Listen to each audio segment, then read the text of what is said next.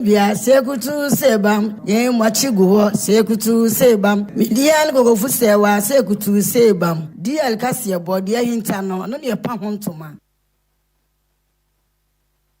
DL News.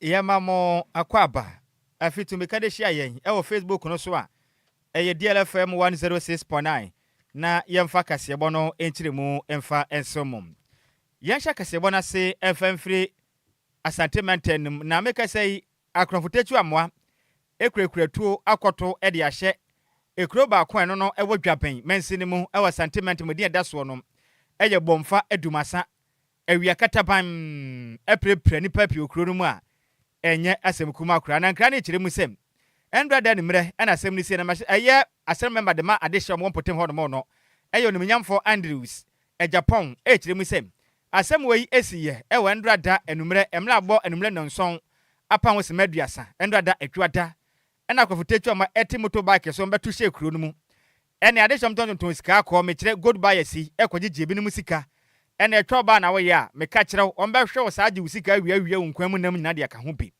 na ore mu kirem se enam de esi yenti enipa makoma nsia na tuo kan wonom a wonom prepare se me ke so mo da yare sabia empenifo ehwe wonom na message Japan cheze me ke se de posifo abam ema konongo divisional police command abam bia mo ahya ase a wona hwehwem de afa hom no kirem a asem we na asie no kuro na nkasa mu de ebinsi da na ndada aya hyenkani me bon homoden de ne ka etata konfo ne sa koka moto kwan mu a omutu fa o makoda nya sa pa de kanu de ekura di ada so ye bomfa adumasa de kenipa okuro no mu no ankomu nyina da esa de nsem sei eto di ye kase bo enim ewa ya ne se nipa mienu omutumi nesto na ti boy bi enye no ye boy homoden sei yensa betumi aka Andrews Japan ene no eno kre ba ye na numre no best 730 ena sa aturenchem wo adumasa ko bia yimu ha na ba ye no de atimi afa ho ne se ye ko bona na no mama ne ene na nanu nyina ka bom akọ police commander ho ene ewo konongo ama entutie bia se ene o ka bom ye bia no ene o makwa ye tine dia ya mane de tine se me ka se ye nim wo mo ana se ne bia me mini hu wo mo ana meboa na no ande ti ya ne se tuo no etuto na ekoso na enje de me manfo ni gane ne yi no eja sambe ma misumi gane pa me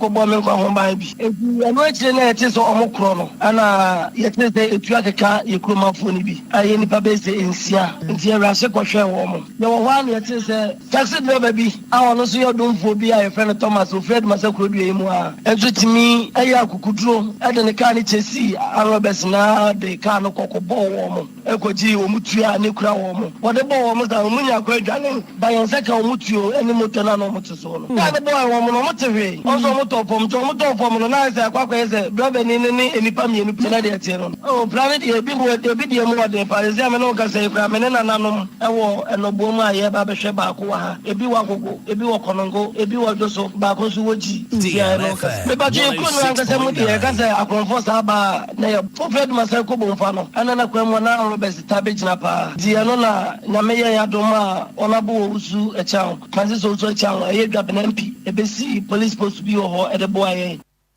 eni a wotie ye assembly member e de ma de hia wonom ewo bomfa adumasa eno no wadwabe mensin ni mu ewo asante mantemu ne den ede onimnyamfo Andrew Japan na eni wachi ana baya ba kwa ne den de agyewa ekiremu a ensema hodo ekoye ewo ndra da natwo ewo bomfa kurudo na ni kotua wisie ehu bi ono se di nsem sei eto nsentwerefo anim ewa ya ne se nipa mienu omutumi nesto na ti boy bi eto godo ni ni eto godo ewa so omutumi wati wo mututu tutu na ba de so mo kwa no mututu mo na mututu mo nya so mo na mo efitire ba bi wo kwan so wo mututu mo to kwa na fo no ma so ba tro ene wa ni di mika ni ewule na so ka boy na wo tutu godo no ma ko no so no mo ko e ma kwa je ne ne na nyina e no mo de potato mo enya won so na mba mo ko ba bi de ble ba wa ha so ba nyina mo ko boy ba so so tie me buy a back to feel or so I'm lot of pounds to street to I used to safety call Sablan to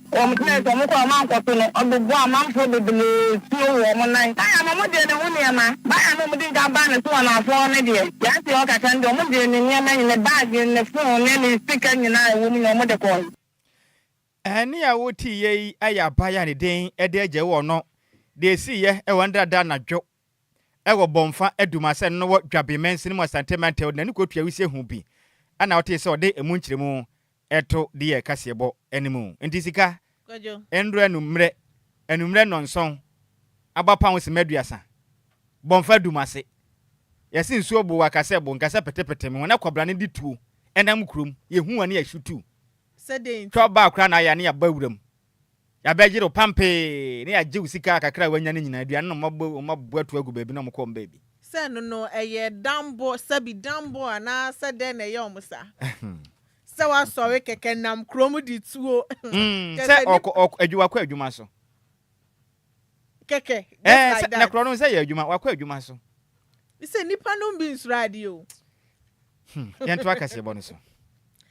Yentua Kasiabone so Enabno Regional Police Command asha se yen hwehwemu e de afeja etimishi obi ene ne yire ewo asu akwano ewo Sunyani East eye municipality nim na ye statement omode betu dwa ende no ana Chief Inspector Thomas Akila eye Public Relation Officer e de Mabno Regional Police Command edi tu dwa na oche musaya dia police fo enya akọ ewa hini mebosome ne de toso aduonu won fimpimienu ni aduonu num ombo omode akọ obia ye honom no mokodu honom na Ghana National Fire Service for de omo honom da de omo bomode ase ombetimi edum eye eja no e de amawom na yade a esi ye beye enumre beye duba ko achese eye kwasiada ahini mebosom ne de toso eye dunkro ewa abran su kase bi etoye ewo Sunyane ene ne mpotem ma eho anachesasem no etimi esi ye na nipa a omuwu ye no eye bema no eye nana ameya ampofo no wadi mfirisha na aduasanum sanso na Grace edubuafo a ono wadi mfirisha na aduonu nan a chese omukoye na omu body ni na ahia wo hu se we na ye bema na se we ana ye oba na chese ya rehu se mie papa na ye crime scene management team ni du honom no na chese edan ni na chese ni na ahye wo hu spose we ye eye edan no ye ni gate na we ye washman chese bibia ahye e wo fie honom a na chese enya asem ketwa e wo ho na ye body omobomode akohu ye e wo kitchen honom a na chese ye Toyota Highlander ene pick up nso a wo honom na yade ani na atimi ase gya no ahye ni na chese wo hu mpose we de obetimi afa de aye bibi nti omo obomode a ene Ghana National Fire Service for aye adwuma se ne be ya ombe hu kwan ye fa so gya no etimi ehye wo ma chese omu nina ahye driver wo hu se we yoba na se we ye be ma chese omu pin krampo nudu honom a enya ade a wonsa ebetimi akabi no mu chema ye body ni so mabomode ade akosu Sunyani Teaching Hospital mortuary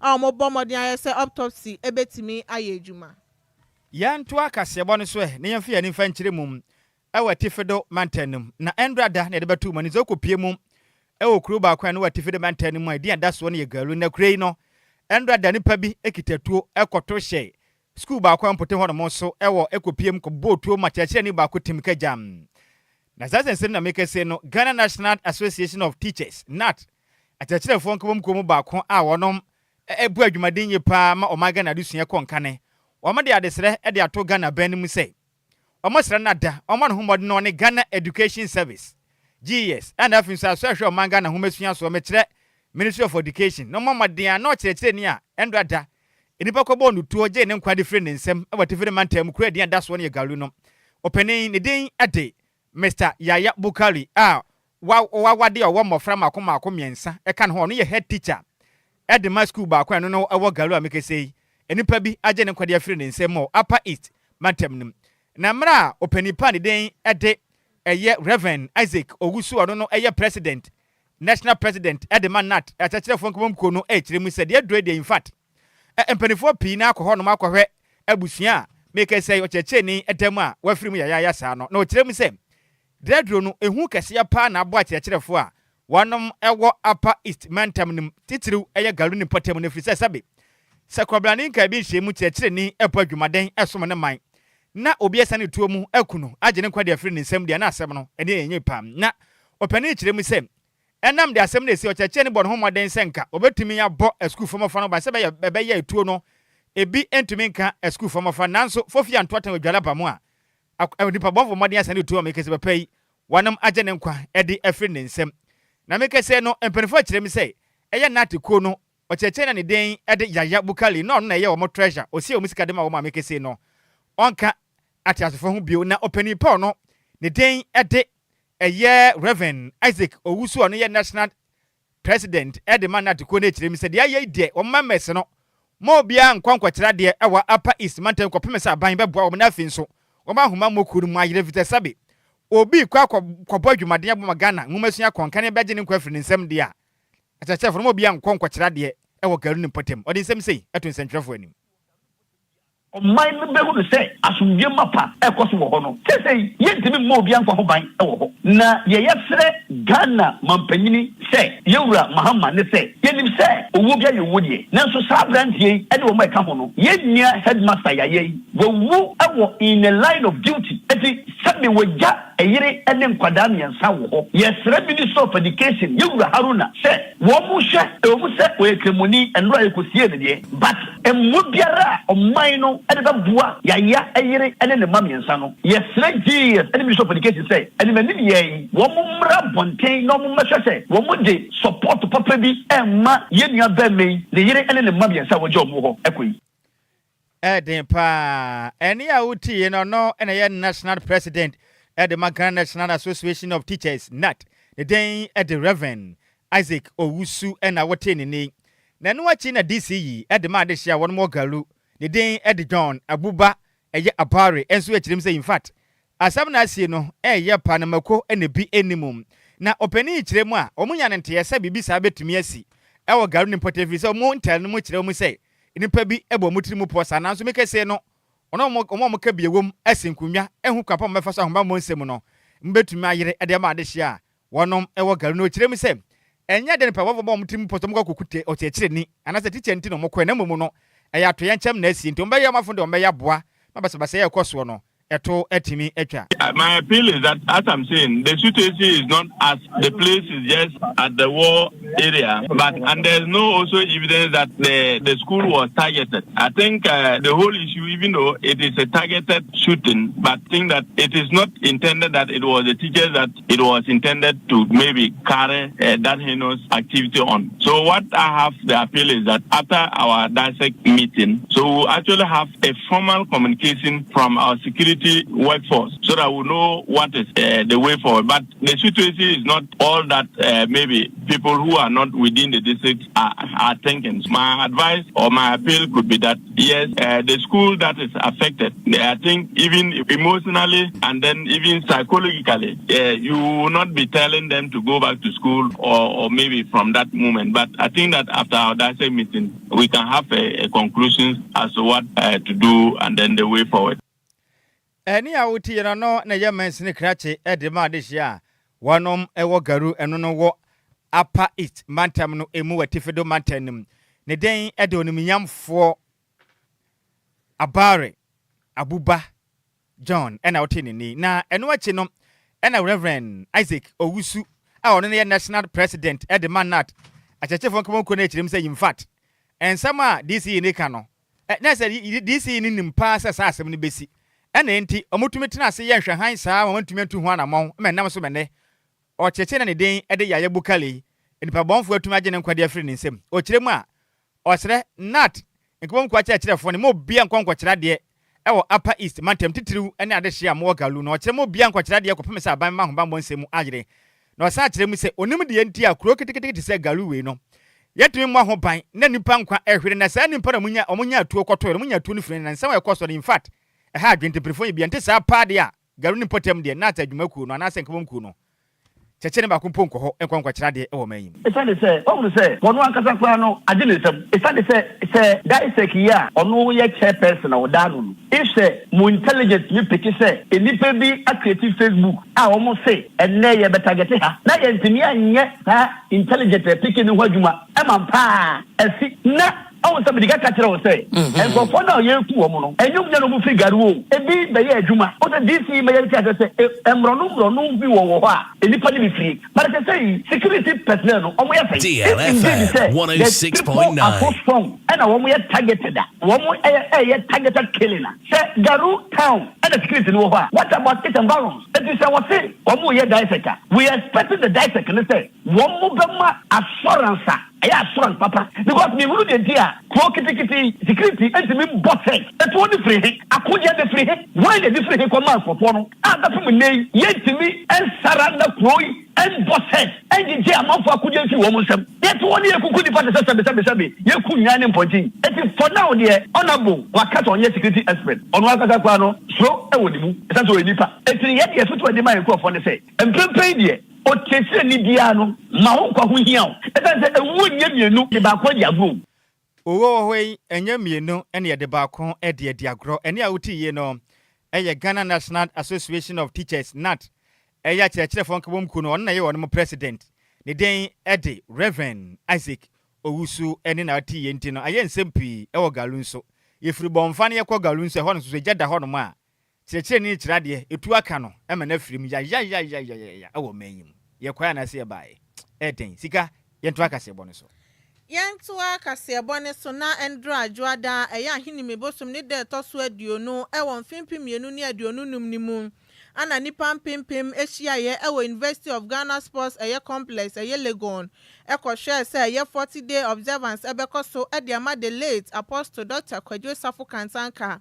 adodoa no e friend no Star of Africa na chese ofri mu na yade an 40-day observance no ekoso endro adwoada na nipa bebre na na hie mu achese mo hyentade tuntum ene kokosa ne be ya omo so ne abusuafo ebetimi akosu abom no machechero more na ndie eye aban mu mpanifo akese nso hie mu honom sanso na nanane mahemfo eye celebrities ahodo ni na abomode ahie mu honom ne abusuafo ni na ekodi areho fefefe ekodi adanse nso edefan ho na ye Apostle Dr. Kwadwo Sammy ofrimu eye bobosom ne de tosu du baako e won fimpimienu ni aduonu num ono ana ye founder sanso na leader e de Kristo Asafu Mission sanso no ono ana ye kantanka automobile eye ne dia na chese eba technology innovation so ya de na obo ne homoden e wo manga na mu ye pa wabo adwuma e wo manyimu ene wiase afana ani na watimi afrimu yayaya na ya de omo so bo omoden ade tribute e de man no ene abusuafo ni na etimi hiem sanso na ne sorry man asori penifo ni na hiemu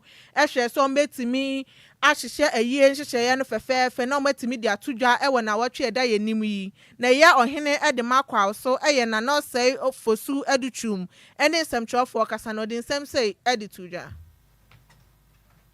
die esi ewo Ghana mem Enquires mem Asante mem ada nipa nyina nim se Apostle Dr. Kwadwo Sammy oda ne bonkunsu na meye ne hunipa oyem bibia bra obehye asoro na se wokumase 1976 obeto me sata nam ya branch kwa besoye me ene ne domo baaye ma me di nachi be di nchirechireci abesi enna me no bekasa empo bra kwa so akonya toye ba ne na so bese ne se de na me friend o man say na sie asmo kan ze kofi ko akonya wo de akoko transo nti Apostle Kwadwo Sammy de oyama die nyinara ne ma ne beka de bebre na doye akoma pa okuta ofa obia de ye ne de onye ne panyim la hwere ade kana ma nyina na sisi ade mprempe yenhu afi mfie mienu akiri no fie miensa ekono na Ghana fo panyimfo nyina beka se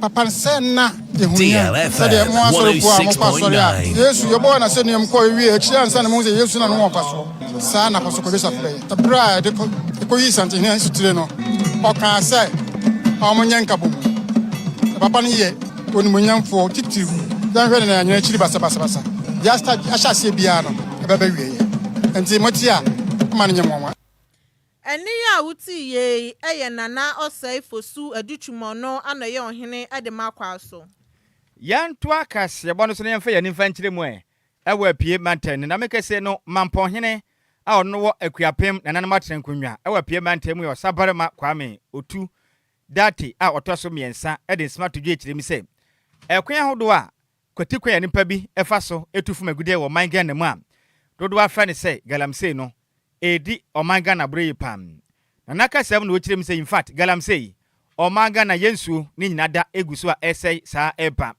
yakwa ya hodo a ede hono ma nanom di gya ye nchirema no ni nyina da nipa bi ebo awuram atufu magude ase ni nyina abre ho pam na chirem say ade ba kumpo atete ne Ghana atena ye nyina ya se na tese ne obi kura yekua no pese osikua na den de magnificent ase na nka betumi asase be de beboa na udua no ba yatumi aso na bribra no enipa bi atumi atu galamsey woso ase na omu wie so mpo a enya de wonom ekata ensase ne so na chirem galamsey na ba baye kontronkro wi a esen amansan ko mu a Ghana man tese obi ade ne ho hyem ne nan ye boa na galamsey no yetimi etu ase ne wo chirem a kaka na watena nkonwa mu ensase ne ya modia no esen bom ho moden pa na mu gya ensase no modema nipa bi ekotufu magude na oman Ghana ahokyere kese etesa no ema omanyi esom osabarama otu data otoso miensa ekire mu sem ekuapema mu de enya da galamsey no ebi kwaso honom nanso eno ma ho kwan send enintini mo nka ho asem da bi se oman mu yetena se enhwe han saa yetin na obi anka ho asem so ye ha de yentu bi ntina mfa ye ho a ebedu baabi no eba be kan ye nyina mo Ghana dache ene mebu no ehunama ne ye pa wo mra yentumi fa nhye pangwa kwam ne yammo ye ho ban emfamfiri kwatikwan ye fa so a yetu efuma gudian ahum osaba makwame date otose miensa ekire mu se de na matena kwanwa yi mu nyina mo nkasra mo nka ban se owanema bi ese oye no tin shepadi gu akwam ne bona galamsey no eto etumi twa visa se de galamsey ne ye Ghana nsuo enama won nsuo mu nyina esa obi dua na baya ensuo aba eba ne se o Ghana date no bedu babi no mebu no bebre panti ye bi fa na galamsey no eto entimi entwa ewo manyim Young program is also ensuring sustainable use of our national rule of traditional rulers. Sisi Osha galamsey etu estate wo Ghana hena Osha dabre kwapmape na wontu gold nibi yen gold no oboa obehu ansana wakotu gold no wa bepa ba ibi wa ba na ofe aboa wo ha ya wo ya denga kotu gold abun wo ya de atu ya abui no wakotu gold no na bebia wotu gold ni ade madwene mu anyemfo ho nso ase obia ayidin won kan ho asem ekwam ben na hemfo yefa so ne abo galamsey no ho ba ahade wotu bi wa ha obeka sem fa ho ebia ne ba bia wotu gold na obuasi obusian ne wo ho obeli kontomre wo ho obeli brode wo ho bayre wo ho benumunsu sensui nanina asei anyemfo yebeye ne den mesre se yebeboa na mwa DLFM 106.9 yebode huriyo yebekosi abode huru no yebaba de tuitia abana so na ono so waye bibipabi afa ho yentimintra Ghana ha ndiye nkokre nsu menom obre nsu bibiri wa mesre yeyo omamba ko moma yeni na ho na yetimi achichiro mani na timi afa ni tamampa efra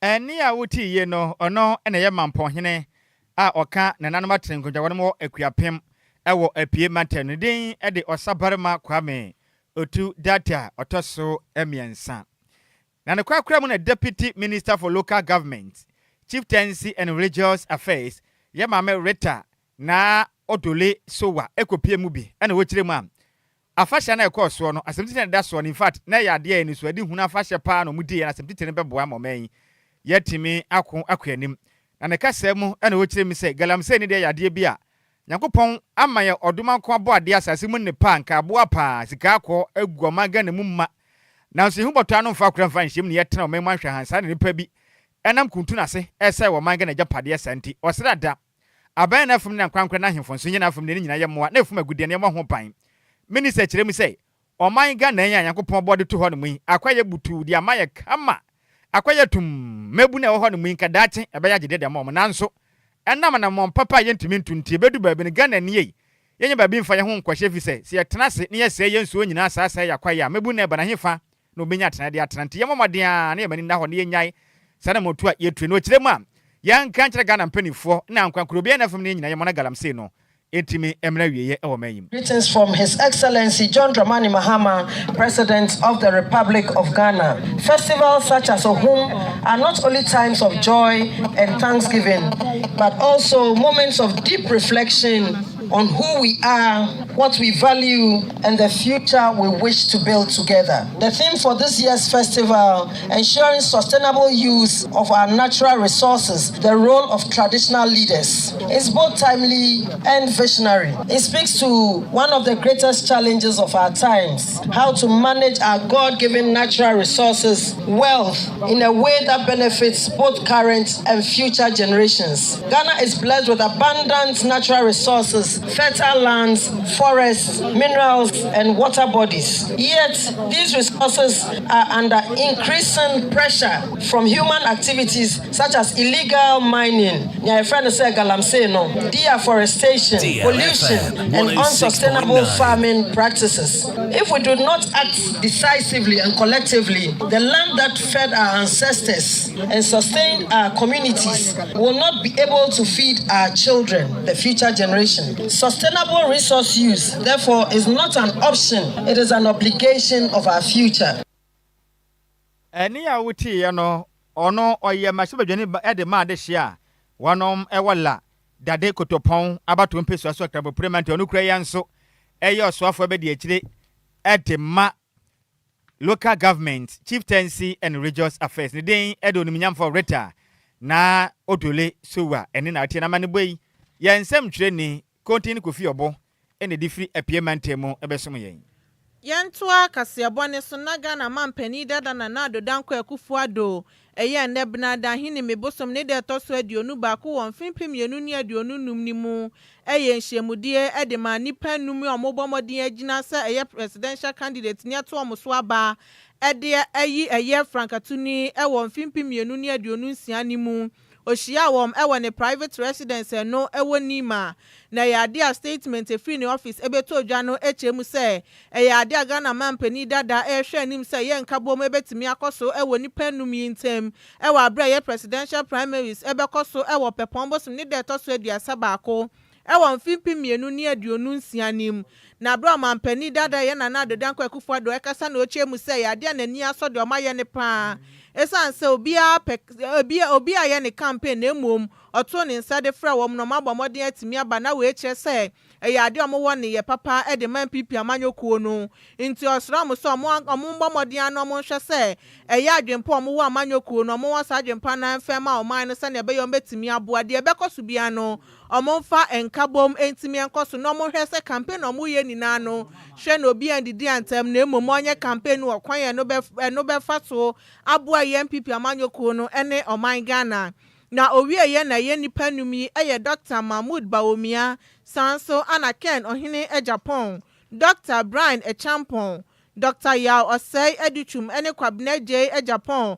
ehebosa yade ombebo modin ahese campaign omuye nina no enya ade a omobedidi atema na so meye bibia de egu amanyoko nanim ase no mo bomodin ahwe se yade omobebu abu omo na bibia timi akoso totin na nipa obedi nkunim no enya ade antokwa bia ebekoso na emu ombeka omo ho ede abom na yade MPP mpanifo ni bi nso ko omo ho ekoye ebi ti se ye Hackman Owusu Agyemono ana ye chairman edema MPP Council of Elders sanso ana Dankwa Smith Battle ye acting national chairman Justin Kodua Frimpong eye general secretary sanso na Alexander Afenyomakin ono ana ye banudini edema eye domkuma no ewo mrashebedwamu sanso na Kosia Frema Osei Opare ono enkane no na ye chief of staff omu na aka eye nipa numi ho ekoshi omampani dada na adodankwa Akufo-Addo we yenyina we so na yankeka madwenkyere ne bi emfa ensomo na mngofa asefo ne abetemu pa na Starboy de aba na so hwe live na otie empire de free half mem airport yeda ase pa na Kofi Parliament dia ba na ose Ghana man pani bo adwumaden pa na 2020 Ghana for be san ka se won to adwuma no so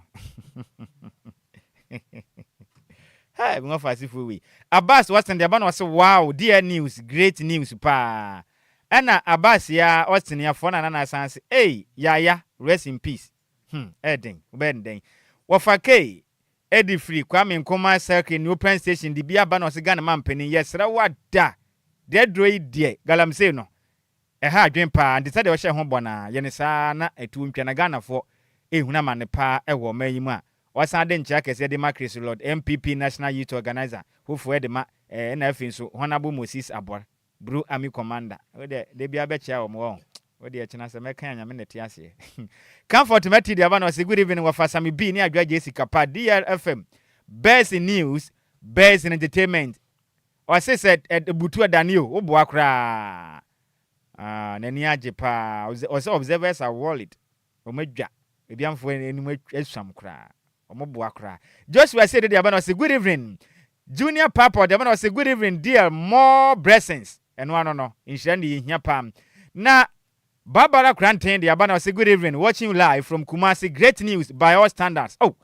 Me wa fa say Barbara Cranton Kumasi na yeba nti aya wo fa frem na prepare chiri kura na yeba Kumasi sa na ye ne mo a o anasi ga man kan yi yeba Kumasi de ka kira me wo fa ase Barbara Cranton say ba yeba na wo munti na yeba de bedu Kumasi pe e wo prepare chiri ma na me wo fa ase na wote wasa na woda na on sa akwa bi te wa order edi we ase de na bebe ye dure de ye twa ye ho sema ye ba sport me ka say Kwame Effum wo ha enum nim say wada kura sa wa na Sansana me wafa Sikuma Bismark Adusei man busy and rather oye birthday bi ofia do ma eh urade Nyankopon a na ni efete sa ade na ye na ye homra sisi ya na yemfa kopama so nsem fa metwa kase bo ne so GFA na osi yeguru program no GFA nti na so mo demonstration be support demonstration no bia from da babaya Jenfi Agrenfe obo be sin be bia pam coat rasta na etia nti na so le muntare bo bi asumu no na Ghana for nti ase na so run account na we be the coach keeper aba obi play out third division and some already are not can be I'm a position there. Young as a decision we don't know what to do. Let me go back. This administration. The first person they hired was Sikapa Kwame. The first person they hired was Sikapa. After a while, Sikapa Kwame. Yeah, appointed the next one after Sikapa. You see, until you appointed the right person. That person came in, did not do well. You appointed Obifufo or the Echo World Cup. Before World Cup, now say Ijumano never Ankasa priorities and lie with here lies somewhere. Until afternoon he left. We appointed somebody else again. The man administration, selfish interest administration, friend and families administration, and I think we are some knowing that administration, selfish interest administration, be friends administration, for family administration, any agency administration, national and any agency. Machego, come on. What a ball! Ghana blaster! Ghana! Hey! I found it to you. On DL Power Sports on DLFM 106.9. DL Power Sports on DLFM 106.9.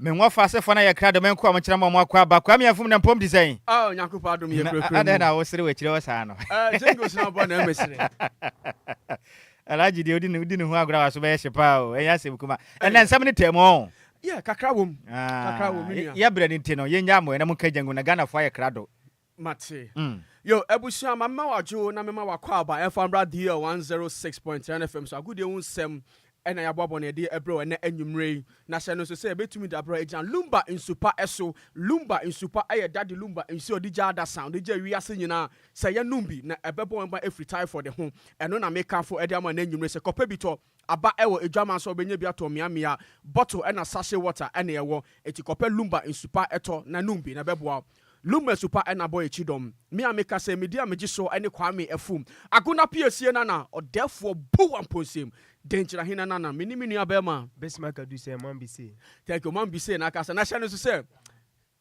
Kenneth Ata eboy chidom Obora man ebo echidom ena hwan biem. Odisika brantie. Ena hwan biem. Ana Jesse so ebo echidom ena di jumede bro. Na me sha say the free local stories are. Mami ka was say the GFA na say Ghana Football Association and the Ministry of Sports and Recreation at the omutuma abano. Na jumede bi koso e wa Lisa Hotel Endra efa the Black Queens of Ghana no. Na friendlies be basso between the England and as a Lionesses more England and the Black Queens of Ghana ebe friendly match be basso 2nd of December 2025. Na no normal lunch and so pa home to my Alisa Hotel. Na emu ana Madam Betty Crosby Mensah technical advisor at the Ministry for Sports and Recreation din Sembia Tuja. And also share Ghana enya NJSM and as yati NJSM friendly ekwakobono efa England ma ehunu na no de otumi beka se GDA England fo enya we ho and as a confidence omunya and as a skill a Ghana ewo no eno enti na England ma no eto omsa de frɛ Ghana se mumra na efa agokansie efa share so ewo England eba so 2nd of December 2025 we ensema technical advisor edema the Ministry of Sports and Recreation, Madam Betty Crosby Mensah Ekan.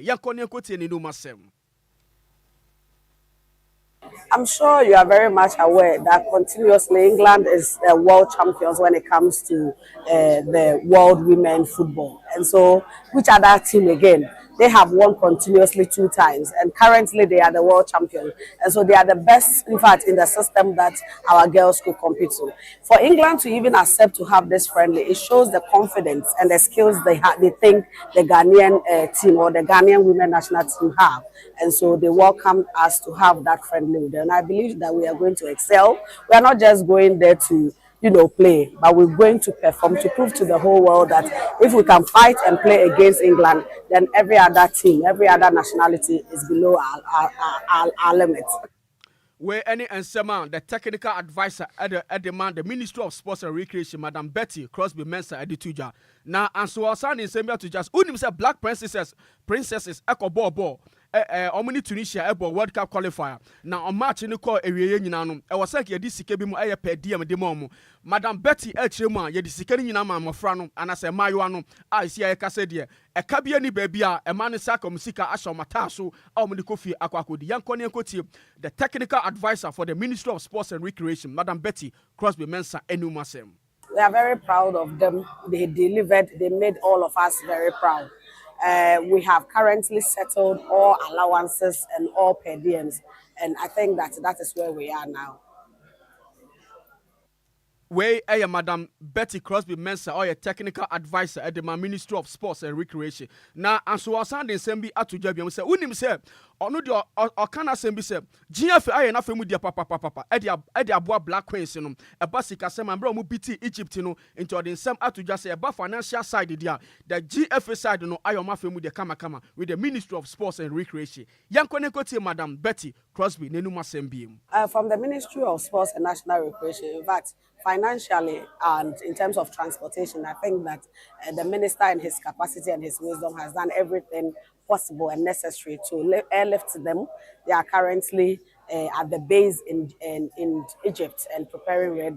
In fact, they are doing their own training back there just to be prepared enough because they have been away for some time now, almost 2 months, being away playing in their various league matches. And this is the time for us to bring them together to play together again before, preparing themselves towards the 23rd of October. So yes, on our part, we have done everything necessary and possible. Where any and summer free the technical advisor at the Ministry of Sports and Recreation, Madam Betty Crosby Mensah. Now, Emon our Ghana Premier League match week 6 Ebasu Aya and Rap results in the Ebony Bibiani Gold Stars at Tinefie. Sorry, at Tinefie Shamiensa editor Heart of Lions. Now, Bibiani Gold Stars coach Gordon Ablodi Edin Sembia to just on GDM Mapase Heart of Lions win on Muni a bet bomb papa. I'll move for Heart of Lions and a bit to motivate players and on next match on a Thursday. Yankone Kotie, Bibiani Gold Stars coach Gordon Ablodi, former Kumasa Santi Kotoko captain, Enumasem. I think this win is going to motivate us to push us up because we have a match on Thursday again. We make sure we take that 3 points so that we push us to at least second position. we any bibiani gold stars coach Gordon Ablode enuma so di tuja na Vincent Atinga our player Edema gold star Edin Sembia to just say omu focus our league news after Champions League you know omu smoothest level nti sia no omu de omani ebechem our league no ma hwe de ometumi e dia yanko ne kote Vincent Atinga ne numa semokan.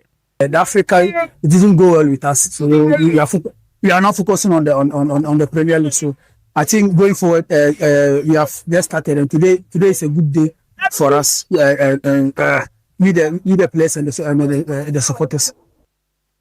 We any Vincent Atinga enuma semokan edifa match no ho na ya ko copy o mu coach nso ba say Hayford Nsembia to just say sisia de ono no de do betumi akasa fa wan say o madi nkuku anaso madi ncho e match no ho na mom ekwan kese do manim ekwan kese do manim so metumi afofo mo niam aboa no na o metumi akokoden e de aboa na match edi o mo metumi ewi ni yankone kotie coach ba say Hayford enuma semokan fa eno so e ho.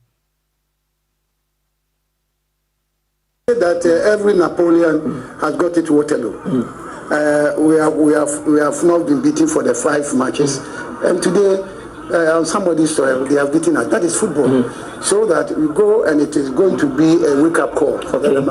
After all, some people can also beat us. Okay. Because some of the players are now becoming swollen-headed, and then this is what God tells people that I want to give you a test so that you know that something can happen to you. We coach Edema Heart of Lions friend coach Bashir Hayford. Now so one answer one coach Obin Junior player Edema Heart of Lions. Or no the Nsembia to just say I ya papa so omutumi lusu etia bibiani gold stars. Ono so enuma semni yanko ne yankotie. Coach Obin Junior. You can see it's not easy. We have played away 3. This is the 3rd time. And we are unbeaten, and today we break the unbeaten record. It's very painful. So from now on we are going to work hard so that we replace it with a match or a game. We Kojo Obenji na enuma se enote na hye no so se 11 wonders atine fie ene Karela ebo draw na Nuruddin Amadu Karela coach Edin Sembi Tuja yanko ne kotie no. First half, early 15 minutes, Heart of Lions were up. They missed a lot of chances, but we came in and we dominated the game. That's why we are able to score 3. I know that they tactically they are indisciplined when we are playing, and we need to remind them to do the right thing. We Nuruddin Amadu enuma sem na wotie Karela FC omu coach no na hye no se Ghana Premier League standing so no enie Ofa Free Group do odi kan Midiama FC and odi kan over 13 points. House of Folk etosumi no 12 points. Eduana tosumi ensa over 12 points, and Heart of Lions etosu 9 over 11 points. Utreke down one on the 16th position so Bechem Chelsea Brekum Chelsea over 4 points, and 11 Wonders so over 2 points. Otoso 17 and 18th Nagasa Baseke Holy Stars on over 2 points. And I'm the local news in ABC. Mami coming no bema Bismark Adusei no for foreign news no embryo. Lumba in Super Natural Mineral Water. Get a grip. Lumba in Super Natural Mineral Water. Get a grip. That's super break. Valentino, Janfa fly number DR1069 Nkonko phone crosso. Janfa mananin samna kakra and saka meswaso na jumadian so mwano diana say yeshen komana say and so if akodana your friend say Rodrigo Hernandez Cascante unim sa kodawe odini juma and so edema dia can say Manchester City me patrone Manchester City and so travel akwa dia can say Estadio de la Ceramica Villarreal me patron koma mete and say Villarreal for no so ambesha akodana ni monyam ni nyina so academy player enti akodana yedi no komo Rodrigo Hernandez Cascante ana meeting on command so chiro Johnny show no live on Facebook champion Kofitela Dama odi images ni nyina guso na wahu dia ko empokra ne dia ba yemfiri ho yemfa nsam ne kakra nso so mawa me patwa akodana friends Yao Neves onu di ni juma enso de ma Paris Saint-Germain ti amete ene so mo Champions League game and patwa mo babo no akwada no ntimi nginam enso di juma enfa ma Paris Saint-Germain ni nyina ne se omo pesa akwada no or recover fully omo pesa be Russia akwada no recover no we ya enkomo kakre fi oba mede ni nyina nso ma me patwa akwada na friends Nico Gonzalez wakodi nkomo o se Pep Guardiola ono massa uye player na ube PM so Manchester City o demand more entina nei Pep Guardiola betimi asisu dua se panino ono so a big coach and asempo no or a good coach ni nyina se panino demand more and so every players so we yan koma akwadana your friend say Nico Gonzalez wakodi and so Ojumedi and so e di nyina so ma you say Mourinho head coach and so the man Benfica me patcho na omone team my friend say Newcastle was St James's Park Mourinho say Newcastle hono and I say St James's Park hono udruwa enye players no kwana no mo bobo no fans no mo ba omo mehwebo osi omo chance omo crampo no mo gina park ne so enso esi aka ni bi masa dede omo betimi aye dede ben 90 minutes ni nyina mu na chese omo ginam enso support omo team my friends Newcastle we ye nkoma Jose Mourinho akodi yede ni nyina ma na Sergio Ramos ono ye former player enso e de ma Real Madrid ebusa no se El Clasico nyankopon ya aduma weekend eto dwa no o hwese hwan na bedi nkunim osi ono utwa ni moja anase utwa ne honama ni moja Real Madrid osi ota Madrid team nachi kosi so no obewu we yankoma Sergio Ramos akodi yedi ni nyina nsoma Trent Alexander-Arnold manya ne ntie se me patcho omu UEFA Champions League game omu so ni Liverpool bebo no akwada no oya 100% ready me patcho betimi aginam enso di juma edama Real Madrid boboko no eno ya kakra ba medi ni nyina ma Vincent Company so no me entia mete anasa report eba and say we extended contract and so our buyer me patron yankopon aduma 2029 we a reporter eba medini nyina ma me patron na sentema ana me bedi nkomacho so panina ye friend say Angie Postecoglou unim say na sentema ana mbeka chiro say patron Nottingham Forest for no omo so etimi abone na situo omo na party we say entia mete and so panina ye friend say Shin Dyche me patron and wa arrive on Nottingham Forest training ground me patron enche bia ombebo ni din say nei ono na ebefa Nottingham Forest Jumedie no ana yade nkomo ni nyina so ma ewo Jumedie so Antonio Conte akodi nkomo ose akoda na ye friend say Scott McTominay no ose ono anopay oye training na unim say akoda no oye training nyina mu no me patron na ne ankrade e ka ne say ne na ho ba bi ose na ati na akoda no omo rush no omo hwe say ono abetimi asisu dua say ene game omo so ekobo Champions League nim no akoda no betimi adijuma enso dia man Napoli eno ya nkoma Antonio Conte akodi adi ni nyina ma na ababa wa baako a me patro di ni juma enso di ma Real Madrid boboko no omo ma fam me patro ye friend say Antonio del Castillo we dia DJ Fiba mu ombeboa ombeka kakrafa story amiye akoda na kodi nkomo osi sese opia osi emema ne nsene pe ni nyina ne say omo hu ne say oya big girl entino omuntimi sinepe na we de me kan se baby anje wa baby baje Ghana obeba masa boys bebre sa djuma diwe na empempi omope uni se nche bia na me wo fasami bi bu se se bi ema no mu ni bi ene omo mu obi no de na Kofi Taylor be Kofi se masa omo mu ni bi ni djuma ma dino no masa ono obekoma omo mu obi no enti Atenia del Castillo masa se ebe ya bukete mebie pie mo Ghana ha eno so yan komo kakra fi oba yede ni nyina ma yemfa UEFA Champions League story kakra enso mo na yenso djumadi enso me patcho Barca aye oma di djuma ne kama pa oma tena estadi Olympic di anase extadi Olympic Luis Campanis omati Olympiacos abuama ka polipolincia omutimba akwadana ye friend say Femi Lopez akwadana ne mode mo konkan wa hat-trick ana akwadana ye friend say Marcus Rashford enso nya 2 goals na Lamine Yamal Elbana ono so ede baako pe so amene ukasai Barca oma wiwi Olympiacos me patcho 7 o'clock me patcho game se didi sway enso etojwa me patcho kopie enso Philippe Stadiona e wona PSV enso tinafie no mene Napoli abo ukopie enso Estadio de la Ceramica e wona Villarreal tinafie no no so ne Manchester City abo me patcho our parking stadium Copenhagen tinafie no no so atune inside afre Borussia Dortmund sa game no so e baso me patcho kopiem enso Bay Arena Bayern Leverkusen Paris Saint-Germain I was St James's Park I want a big game ni tojwa Newcastle United ni Jose Mourinho Benfica ampaya na ejwa me patcho last game no enso Bayer Emirates Stadium memra Arsenal trafie no ne team my friends say Atletico Club de Madrid enso ebebo ani emra ni kopa ye yenjina nsem we so na amana ne nkoma ni nyina yemfansi na de ono so yentoa so Yeah, Minia. Sammy. Yeah, me for birthday we enchemu teu. Oh, say dey. Ahombrase me for birthday message enchemu teu. Ahombrase mu. Ma dey na say wa dia. Me amedia. Wow dia. Enya ma dey. Debi. Mate yenko. Say mo dey e man kwa na mo wish me hu say ma wish say be ma da. And I'm with that oba na be. De bia man kwa na mo wish mo nye ne yenko. Oh, we dey yeah me am wo fa ase. Me bre me ho ase say na ba me wi ameke. Oyo oba na be ma. Etonam smart. We. Dada na smart. Ma say mo na mo wish na yenko. Over 10 years. Over 10 years. And better to know. Only one better to know. Adoy Academy. Me bre me ho ase akasa me wi na makeka madwen akere. Yenko. Eti happy birthday to you. Smart etonam kwaku ensroma. Smart etonam kwaku ensroma and your birthday. Nti nyakopon chira bebre. Smart etonam kwaku ensroma esiedu.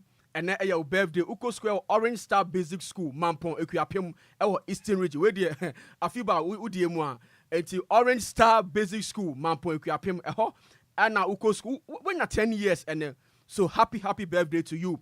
May the Almighty God continue to bless you and protect you. Smart and Stroma Etonam, and now I would away free Umami, Mimi, Miriam Norman, our what damn far. One unyanumu nara, sweet sister, Enkunim Esenam. Efia and Sroma Esiedu promise to meet you guys. Inti nyame ya mumbeshia weekendi. It is smart. Etonam kweku and Sroma Esiedu Orange Star Basic School. Equiapim Manfi. And I say Mampo. Nyame Enshra Bebre. And now we celebrate your birthday. Nyame all 10 years. And me hakwala nadri. Or 10 years. Minia. Yeah. My yaman. Obesu bisam bibiana. Na ajabedu mo tenenka na ne sei ni. Ajabedu. Yete ne kache kakra. Sa, ye mi se bebi wa kwhye ne yenko. Eja wa kwhye. Ye bisa munya abotre mi bisa bebi ajabedu afa on. Na ono anka se nkyere bebi o sese nti ajabedu yenko Ghana futi. Ade na de mafra oda na benya ho aba ne atimi aka ma asomduaba. Ni kura mi ni Ghana ha. Me kwa yem. Uni Ghana ha wo kwa yem. Ai. Ajabedu. Me wa san kwa. Ajabedu ba kwa de. Wo ti de. Ajabedu. Boko de. Wo ti boko. Oda be na benya ho aba ne atimi aka ma asomduaba. Ni kura mi ni Ghana ha. Me kwa yem. Uni Ghana ha wo kwa yem. Ai. Na Kwame Effum me wo fa se we nsu sei we abaya we ya. Ti ono so na yen sore. Na me no wa me nsa na wonum vi. Go wi nkwa se mu jitum dada. Na I method for jitum. Na yen ntum. Now the only one send me no. Because a very long time ago story. Very long time ago story. Story we na che onya na asem kura chepa. Na mami bibufu power wi ni ba on. Na ni bufu efu ye no Kwame. Mami ben. Oni wo de titi. Na mom, za o se do de wakacha ya papa John Marjani mom. Na mom, za o se do de wakacha ya papa John Marjani mom. Na no. Brasavi. Say. Uti na muka background wonu. 9. On say obufu a na we nya abotra. O kasa na ma. De woni mu say wo ka kra na o ke kansem hu no. Ma me ne ho ofepa me kai ne pa. Say emra na Ghana mampeni epaw I think MC was a DC dia ma wo mo koye press conference ni pono bo ni di no mo mpe ndi o mo nsisem kra na 9 yasem kumo na mom za o se do de wakacha ya papa John Marjani mom 9 Mom wait is mom anu crown ono anga say Manuel Fonfom okay enanka ade want ni yeti bi na mom za o se do de wakacha ya papa John Marjani mom 9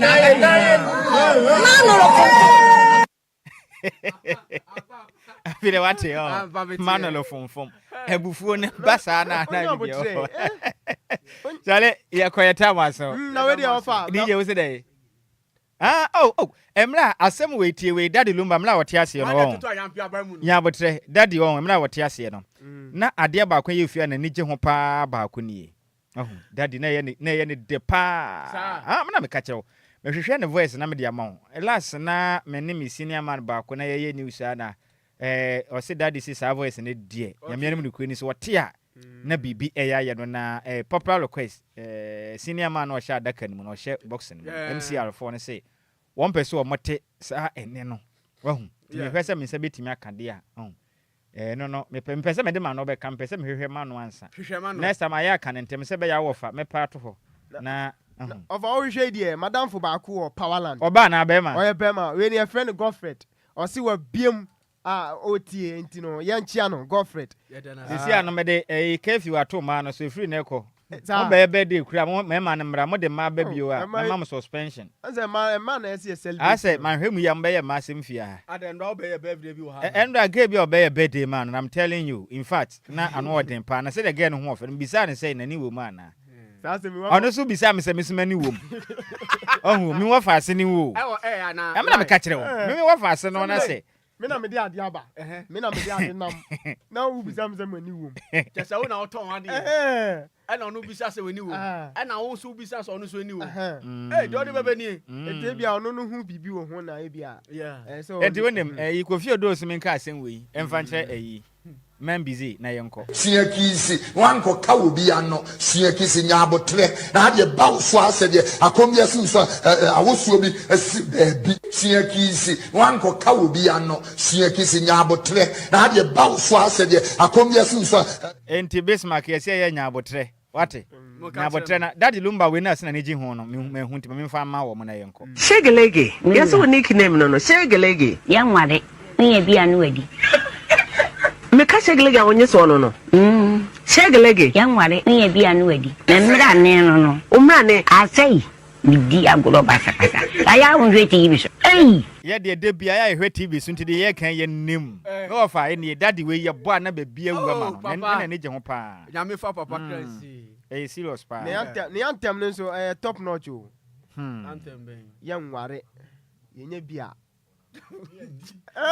sorry be say yanko right nti motama na so nti monko na me sorry so no encha kese yanko mazela me chia no Zila owatema committee 11 ni din de Zila Ochiano me chia no Adjoa Agyei me chia na nimre we wasere sa hu de onye ne ho kra ochia obi me chia obi dikase bode de sebusebufo ne ya mace me bantwe na se mo de ba yen champion Taylor bamo bode de kopie mu Facebook and afenso yitima kasebo no wonya bi ehwe ye na mambize base makadusei eneme wofa Kwame Effum de agropamason sam so betwa mu de som yen DJ Zigby di Ozigios echinchim efrene from de ma yen na kenkan fo mienu a ye hwene tia sentem a yesi aduasem mienu ye kabo mpe ye aduosia nan bomu no a ye de besom manumre no adwira fitadem dia ma je so ya wofa Nhyiraba Kwadwo Sammy bi meneme wofa se ba Adjoa Agyei Sikapa yes so ama DJ Zigby ede awuso dwumadie no atwas dasme mo nyina monitor adehye Kwame ade wakabo mu ana iso awo no mo ha wanisa tisese de wo mne banku a ehia wo aden akosua ebuo mu mpo isu amenumi anya kama pesu papa no ma chomebo isu na kasen anope dem de asem asio anope ya na nan ma mensuo bia no mensuo kroje aye fe no Lumba nsupa insuo no de efa wo mni mu ase boko na yeso smooth Kwame insuo de wasa wo no mbi insuo ne ye kama Lumba nsupa mama kanhwe Esu papa ni anya na de ade asie mi na menya bi ato wo hemfa pebi ade akohye me fridge sa na Kwame said the akosu ye kano no they said when we busu afford the mama musu papa Lumba ensupa insu aba edwaman so enya asenketo akra they say adofo mu nyina no an obi etu akoton dodo na na pie fie mu a ye no mu a chese bibia ademu come Akwala Production and Trading Limited and abomodi aboa no e de breye yo nsuo nie nsuo ale Lumba ensupa sane adofo no musu pebi etu a abra akosu ebo mama ne say opebi akoma Nuabeya or H3 the Sainty on my friend number C 026-3983-801 and I said 054-078-5010 me pacho open Lumba in Supa ehu ensembia dia wetin yakoye website www.lumbainsupa.com obenya ehu akade nyina ewo ho Lumba in Supa natural mineral water get a grip that's super brain FDA Agyei Agyei Sikapa atum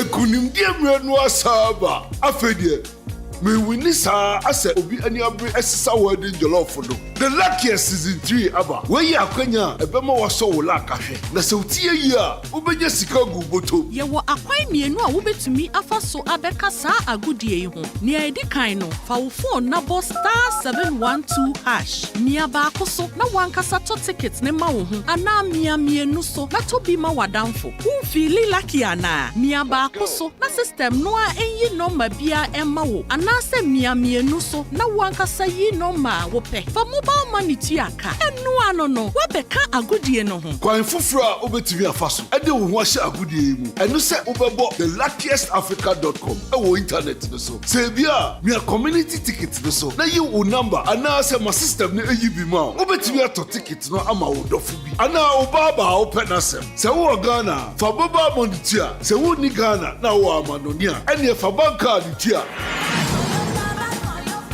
Ticket ba ku bia betumi abo sika no ho empen ahenum. Eyi ye matsa ye pe.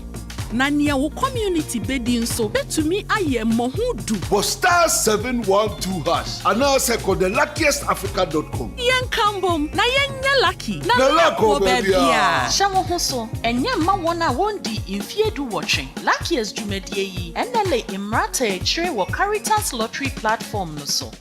The luckiest. Luck is everywhere, for everyone, yeah. The luckiest. Luck is everywhere, for everyone, yeah. What do you do when you need some money? You go free hustle, you go bread, but you need some luck today. Just dial *712#, make you play the game and win. Oh.